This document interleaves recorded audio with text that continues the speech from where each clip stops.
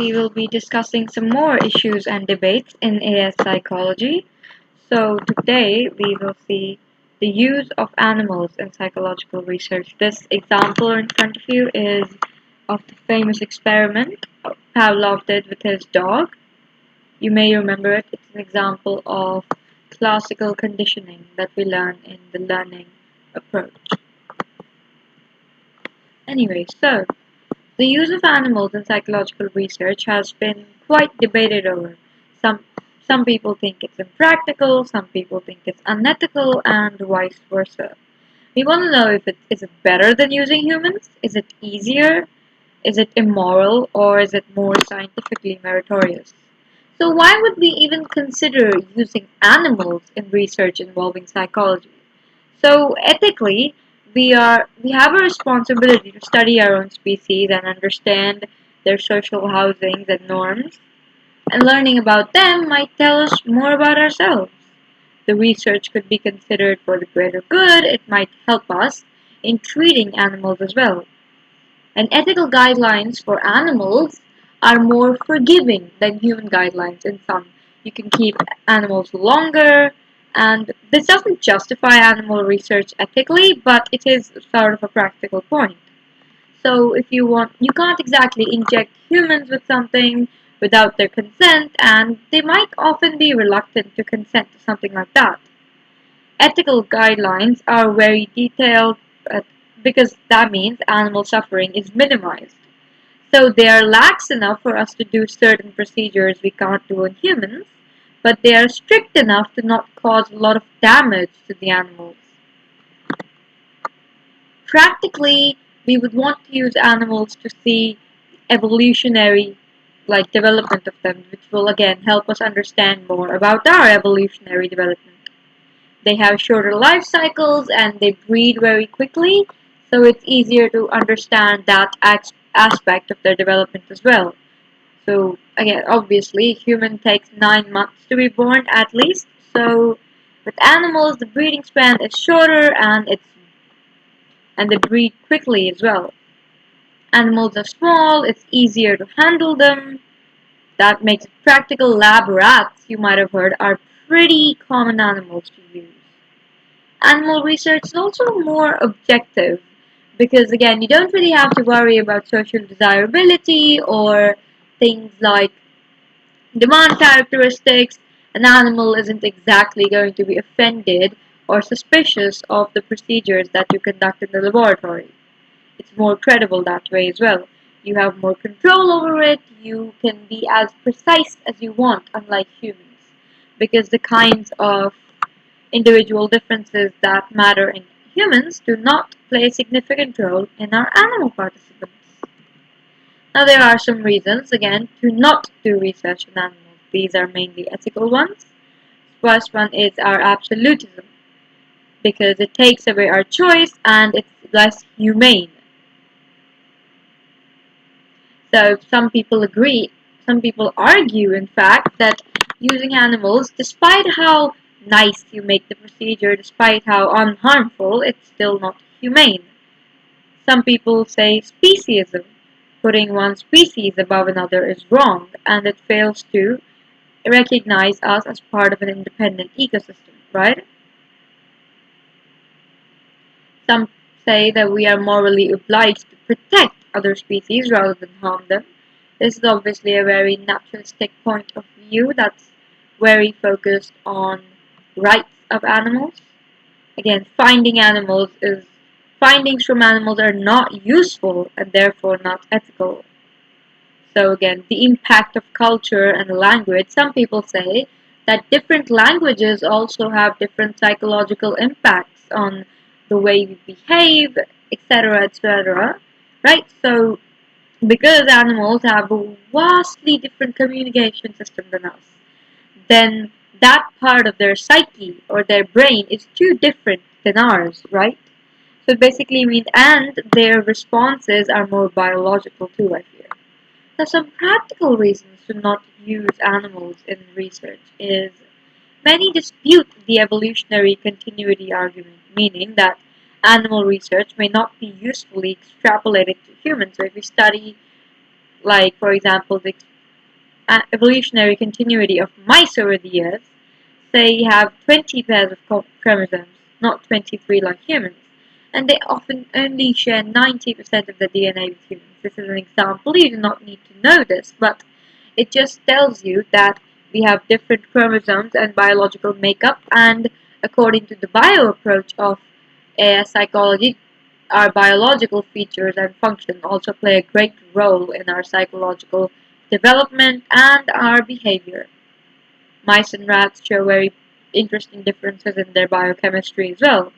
That means so surely humans and rodents would also show differences as well. So even within the same biometrum species, there is still a vast difference. So it would be very difficult. That's what we call relational psychology, where you implement the findings of one species or one group onto another. Yeah. And again, not to mention that the guidelines are very stringent, right? Which we'll just take a look at in a second. So these stringent guidelines make it a bit more difficult to properly or practically conduct your research. So depending on the study, the benefits might outweigh the risks or the moral practical disadvantages. Because so if we learn, so cancer research, if you didn't know, a lot of cancer research is done on animals like rodents or mice. So specifically, and that's proven to be very useful, something like chemotherapy. So it does have its moral disadvantages, and it might be difficult, but it's saving a lot of lives, right? And not all experiments using animals, most of them have to go through rigorous checks and approvals, right? To ensure that the animal guidelines.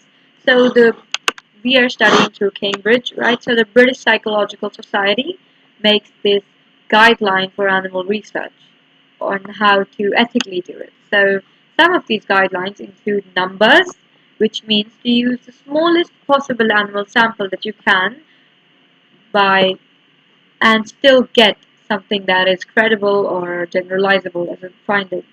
Housing, to house animals ethically, they should have clean food and water, they should be confined minimally.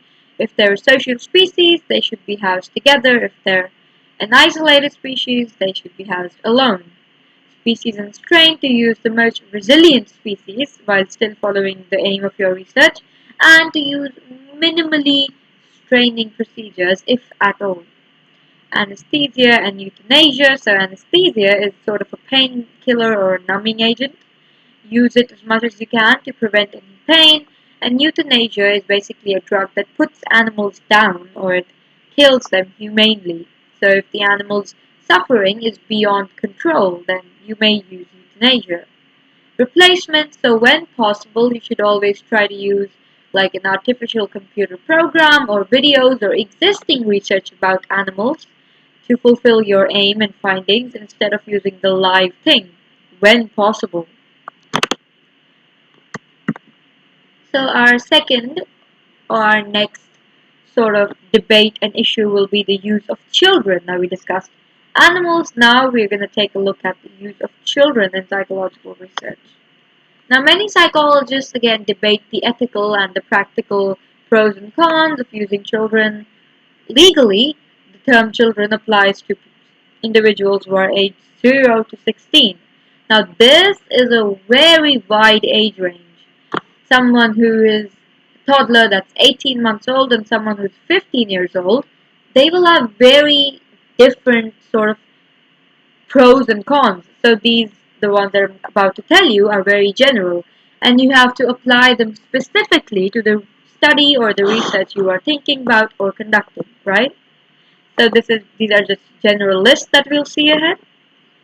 So parent or a guardian will have to sign their consent form. So know how informed consent is one of our guidelines. Yeah, children can't technically give informed consent. You might ask them just to be morally sure, but the legal consent there has to be given by a parent or a guardian. So a teacher or a parent or whoever is their caretaker at the time. Some studies might be legally acceptable, but again, they still can have some sort of long-term harm or moral strains. So the main reason why we do research on children is perspective of developmental psychology. It's essentially when we check throughout the entire developmental phase. So we follow through on our participants from, well, not exactly infancy, but something like that, to the early stages of maturation, right? So we follow them, they are participants throughout their entire life or through most of it. And we see the differences in their psyche as they grow up into different stages of their lives, right? So by using children, that's our first benefit. We can study developmental psychology well. If you are doing an experiment with a 12-year-old, you can see how it affects them as they get older. Whereas if you're using a 35-year-old, they're already grown up. There's not much to study further ahead. So the pros include most important and relevant benefit, according to me, is again developmental psychology, and they can be part of longitudinal studies. So studies that happen like long term, like a 5 or 6 year study at least. So children are less susceptible of demand characteristics. Again, depends on the age of the children, right? So a 1 to 5 year old would be less susceptible compared to a 15-year-old, obviously, but yes, so less demand characteristics and social desirability, they're less likely to catch on what you expect of them, right? And they're less likely to want to paint themselves in a better light because society hasn't affected them that way yet, hopefully. And that makes our data more valid and applicable in the long term because the findings we get are not sort of affected by these variables that confound our findings. So again, it's always better to identify signs of disorders and atypical behavior early on. So the earlier we can find them out, or if we can find them out in children from a very young age, we might be able to treat more. So, autism tests developed for children of all ages. So if we are able to catch on, we're able to diagnose you earlier. And if we diagnose you earlier, that means we can treat you earlier and you'll have to face less problems in the future. So again, a lot of scientific merit this way. And the last disadvantage is that sample is easier to locate, so we don't, unless you're looking for some specificity, you don't really have to look that hard to find children. So you can find children of all ages at a school or daycare center or play areas, right? And again, these areas will also give you more diverse ranges of samples. The disadvantages, and there are quite a few, is that depending on the age, again, children have poor attention spans. So making them do something like a 5 or 10 page questionnaire can be kind of difficult. And they might not like to cooperate, so 15 to 16-year-olds are very sort of in their rebellious teenage phase, and they might just, rebel against our experimenter just because, you know, and they might not be able to elaborate if they're very young. So you're doing a case study and you need a lot of data from the child, but the child is not able to elaborate beyond what's his current developmental stage or his current vocabulary, right? So that might mean limited data that we can extract. There are a lot of ethical concerns.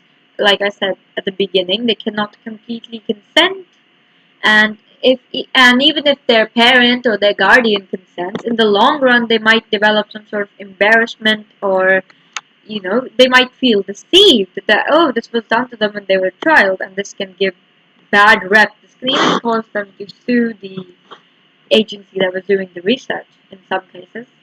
So, and again, we might need a bit more simplistic or uncomplicated measures for children because, like I said, they're not very developed depending on the age group you're using. So, you might need to make it simple, and if it's simple, then it might have less details or it might not be as effective or valid as you originally wanted it to be.